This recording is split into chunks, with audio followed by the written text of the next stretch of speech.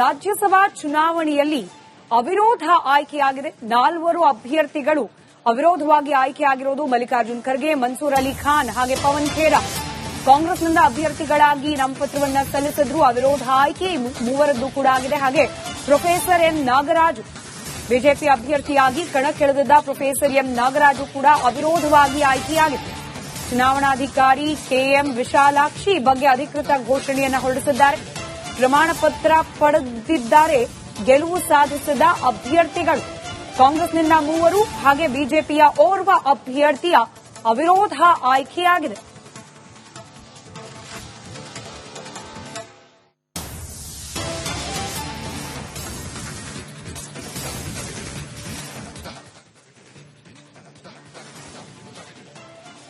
ಪವನ್ ಖೇರಾ ಹಾಗೆ ಮಲ್ಲಿಕಾರ್ಜುನ್ ಖರ್ಗೆ ಕಾಂಗ್ರೆಸ್ನಿಂದ ಒಟ್ಟು 3 ಕಣಕ್ಕಿಳಿದಿದ್ದು ಮನ್ಸೂರ್ ಅಲಿ ಖಾನ್, ಪವನ್ ಖೇರಾ ಹಾಗೆ ಮಲ್ಲಿಕಾರ್ಜುನ್ ಖರ್ಗೆ. ಇದರ ಜೊತೆಯಲ್ಲೇ ಬಿಜೆಪಿಯಿಂದ ದೇವೇಗೌಡರಿಗೆ ಎನ್ಡಿಎ ಅಭ್ಯರ್ಥಿ ಅಂತ ಹೇಳಿ ಟಿಕೆಟ್ ಕೊಡಬಹುದು ಅನ್ನೋ ನಿರೀಕ್ಷೆ ಇತ್ತು. ಅವರನ್ನೇ ಮುಂದುವರಿಸುವ ಚಿಂತನೆ ಮಾಡಬಹುದು ಅಂತ ಹೇಳಿ. ಆದರೆ ಬಿಜೆಪಿ ಅಚ್ಚರಿಯ ಅಭ್ಯರ್ಥಿ ಅನ್ನೋ ರೀತಿಯಲ್ಲಿ ಪ್ರೊಫೆಸರ್ ಎಂ ನಾಗರಾಜ್ ಅವರನ್ನ ಕಣಕ್ಕೆ ಇಳಿಸಿತ್ತು. ಇದೀಗ ಸಂಖ್ಯಾಬಲದ ಆಧಾರದ ಮೇಲೆ ಗೆಲುವು ನಿಶ್ಚಿತ ಕೂಡ ಇತ್ತು. 3 ಗೆಲ್ಲಿಸಿಕೊಂಡು ಬರುವ ಸಂಖ್ಯಾಬಲ ಕಾಂಗ್ರೆಸ್ನ ಬಳಿಯಲ್ಲಿ, ಹಾಗೆ ಓರ್ವರನ್ನ ಗೆಲ್ಲಿಸಿಕೊಂಡು ಬರುವ ಸಂಖ್ಯಾಬಲ ಬಿಜೆಪಿ ಬಳಿಯಲ್ಲಿತ್ತು. ಹೀಗಾಗಿ 4 ಅವಿರೋಧ ಆಯ್ಕೆಯಾಗಿದೆ. 4 ಅವಿರೋಧ ಆಯ್ಕೆಗೆ ಮತ್ತೊಂದು ಕಾರಣ ಬಹಳ ಪ್ರಮುಖವಾದದಂದ್ರೆ ಮತ್ತೊಬ್ಬ ಪ್ರತಿಸ್ಪರ್ಧಿ ಇಲ್ಲದೆ ಹೋದದ್ದು. ಮತ್ತಷ್ಟು ಡೀಟೇಲ್ಸ್ನೊಂದಿಗೆ ನಮ್ಮ ಪ್ರತಿನಿಧಿ ಸುರೇಶ್ ನೇರ ಸಂಪರ್ಕದಲ್ಲಿದ್ದಾರೆ. ಸುರೇಶ್, ಸ್ಪೆಕ್ಯುಲೇಷನ್ ಅಂತ ಹೇಳಿದ್ದು ಕೇವಲ ದೇವೇಗೌಡರಿಗೆ ಟಿಕೆಟ್ ಕೊಡಲಿಲ್ಲ ಅನ್ನೋ ವಿಚಾರಕ್ಕೆ, ಅದನ್ನು ಹೊರತುಪಡಿಸದೆ ಬಹುತೇಕ ಈ 4 ಗೆಲುವು ನಿಶ್ಚಿತ ಆಯಿತು. ಅಧಿಕೃತ ಘೋಷಣೆ ಇವತ್ತಾಗಿದೆ.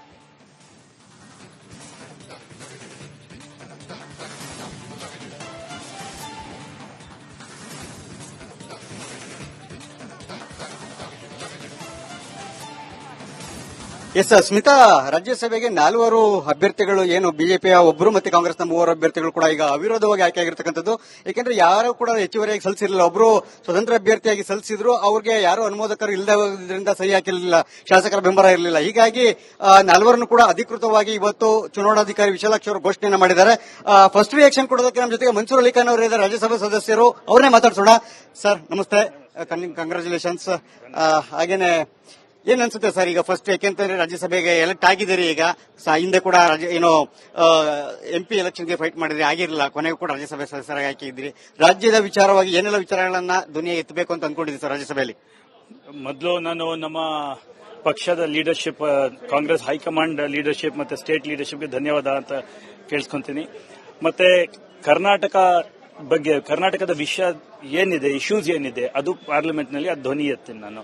ಫಾರ್ ಎಕ್ಸಾಂಪಲ್ ಎಕನಾಮಿಕ್ ಇಶ್ಯೂಸ್ ಇದೆ, ಅರ್ಬನ್ ಇನ್ಫ್ರಾಸ್ಟ್ರಕ್ಚರ್ ಇಶ್ಯೂಸ್ ಇದೆ, ಮತ್ತೆ ಎಡ್ಯುಕೇಷನ್, ಮತ್ತೆ ಕರ್ನಾಟಕದ ಏನು ಹಣ ನಮ್ಮ ಹಕ್ಕಿದೆ ಅದರ ಬಗ್ಗೆ ನಾನು ಒಂದು ಧ್ವನಿ ಎತ್ತೀನಿ ರಾಜ್ಯಸಭೆಯಲ್ಲಿ. ಹೈಕಮಾಂಡ್ ಅಲ್ಲಿ ಅಂದ್ರೆ ಕಾಂಗ್ರೆಸ್ನ ಸಾಕಷ್ಟು ಜನ ಆಕಾಂಕ್ಷಿಗಳು ಆದ್ರೂ ಕೂಡ ಮನ್ಸೂರ್ ಅಲಿ ಖಾನ್ ಅವ್ರನ್ನೇ ಸೆಲೆಕ್ಟ್ ಮಾಡಿದ್ರು. ಮತ್ತೆ ಪಕ್ಷದ ನಾಯಕರಿಗೆ ಏನ್ ಹೇಳ್ತೀರಿ? ಮತ್ತೆ ಪಕ್ಷದಲ್ಲಿ ತಮ್ಮ ಹೆಸರನ್ನು ಯಾವ ಕಾರಣಕ್ಕೆ ಫೈನಲ್ ಮಾಡಿದ್ರು ಅಂತ ತಮ್ಮ ಅನ್ಸುತ್ತೆ ಸರ್? ನಾನು ಮೊದಲು ಮಲ್ಲಿಕಾರ್ಜುನ್ ಖರ್ಗೆ ಸಾಹೇಬರು ಮತ್ತೆ ರಾಹುಲ್ ಜಿಗೆ ಧನ್ಯವಾದ ಅಂತ ಕೇಳ್ಕೊಂತೀನಿ. ಮತ್ತೆ D K. Shivakumar, Siddaramaiah ji, K C. Venugopal sir ಮತ್ತೆ ಸುರ್ಜೇವಾಲಾ ಅವ್ರು ನೋಡಿ, ನಾನು ಒಂದು ಸಾಧಾರಣ ಕಾರ್ಯಕರ್ತ, ನನಗೆ ಗುರುತಿಸಿದ್ದಾರೆ. ನಾನು ಅದಕ್ಕೆ ಮತ್ತೆ ನನ್ನ ಮೇನ್ ಅಬ್ಜೆಕ್ಟಿವ್ ಇರೋದು ಕರ್ನಾಟಕ ಪರ, ಕರ್ನಾಟಕ ಇಶ್ಯೂಸ್, ಆ ಧ್ವನಿ ನಾನು ಪಾರ್ಲಿಮೆಂಟ್ ನಲ್ಲಿ ಎತ್ತಬೇಕು. ಆ ಇಶ್ಯೂಸ್ ಬಗ್ಗೆ ನಾವು ಮಾತಾಡಬೇಕಂತ.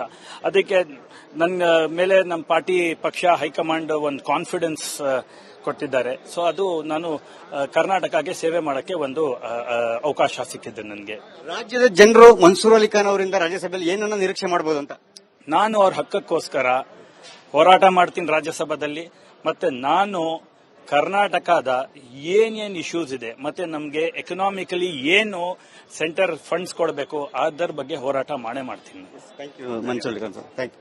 ಎಸ್, ಇದಿಷ್ಟು ಕೂಡ ಮನ್ಸೂರ್ ಅಲಿ ಖಾನ್ ಅವರ ಮಾತು. ಸ್ಮಿತಾ, ಅವರು ಹೇಳುವಂತೆ ನಾನು ರಾಜ್ಯದ ಪರ ಧ್ವನಿಯನ್ನ ಎತ್ತುತ್ತೇನೆ, ಜೊತೆಗೆ ಸಾಕಷ್ಟು ವಿಚಾರಗಳು ಇದಾವೆ, ಸಮಸ್ಯೆಗಳಿದಾವೆ, ಎಕನಾಮಿಕ್ ಇಶ್ಯೂಸ್ ಸೇರಿದಂತೆ ಎಲ್ಲ ವಿಚಾರಗಳನ್ನ ಮಾತಾಡ್ತೇನೆ ಅಂತಕ್ಕಂಥ ಮಾತನ್ನ ಹೇಳಿದ್ದಾರೆ. ನೋಡಿ, ಆಗ್ಲೇ ನಾನು ಹೇಳ್ತಾ ಇದ್ದೆ, ನಾನು 4 ಅಭ್ಯರ್ಥಿಗಳೇನಿದ್ದಾರೆ, 4 ಅಭ್ಯರ್ಥಿಗಳಲ್ಲಿ ನಿಜ ಹೌದು, ಪ್ರೊಫೆಸರ್ ಎಂ ನಾಗರಾಜ್ ಏನಿದ್ದಾರೆ ಬಿಜೆಪಿಯ ಸದಸ್ಯರಾಗಿ ಆಯ್ಕೆ ಆಗಿರುವಂತವರು, ಅವರು ಕೂಡ ಅಚ್ಚರಿ ಅಭ್ಯರ್ಥಿ. ಯಾಕೆಂದ್ರೆ ಸಾಕಷ್ಟು ಜನ ಆಕಾಂಕ್ಷಿಗಳು ಆದ್ರೂ ಕೂಡ ದೇವೇಗೌಡರು ಮೈತ್ರಿ ಅಭ್ಯರ್ಥಿಯಾಗಿ ಕಣಕ್ಕಿಳಿತಾರೆ, ಅವ್ರನ್ನ ಆಯ್ಕೆ ಮಾಡ್ತಾರೆ ಅಂತಕ್ಕಂಥ ಸಾಕಷ್ಟು ನಿರೀಕ್ಷೆಗಳಿತ್ತು. ಆದ್ರೆ ಸ್ಮಿತಾ ಕೊನೆ ಕ್ಷಣದಲ್ಲಿ ದೇವೇಗೌಡರ ಹೆಸರು ಬದಲಾಗಿ ಪ್ರೊಫೆಸರ್ ಎಂ ನಾಗರಾಜ್ ಅವರಿಗೆ ಕೊಟ್ಟರು. ಎಬಿವಿಪಿಯ ಮೂಲ ಮತ್ತೆ ಸಂಘ ಪರಿವಾರದ ಹಿನ್ನೆಲೆಯಲ್ಲಿ ಇರ್ತಕ್ಕಂಥವ್ರನ್ನ ಆಯ್ಕೆ ಮಾಡಿದ್ರು. ಒಟ್ಟಾರೆಯಾಗಿ ಇವತ್ತು 4 ಜನ ಅಭ್ಯರ್ಥಿಗಳು ಏನು ನಾಮಪತ್ರಕ್ಕೆ ಸಲ್ಲಿಸಿದ್ರು ಅವರು ಅಷ್ಟು ಜನನು ಕೂಡ ಅವಿರೋಧವಾಗಿ ಆಯ್ಕೆ ಆಗಿದ್ದಾರೆ.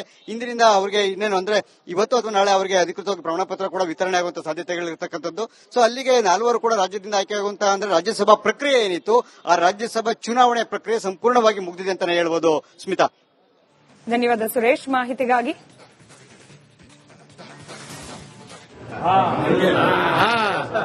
ಈಗ ಪರ್ಫೆಕ್ಟ್ ಅದಕ್ಕೆ ಬರೋಬ್ರು ಕರ್ಕೊಂಡ್ ಬರ್ಬೇಕು ಬೇಕಲ್ಲ ಈಗ ಪರ್ಫೆಕ್ಟ್ ಅದಕ್ಕೆ ಬರೋಬ್ರು ಕರ್ಕೊಂಡ್ ಬರ್ಬೇಕು ಬೇಕಲ್ಲ ಈಗ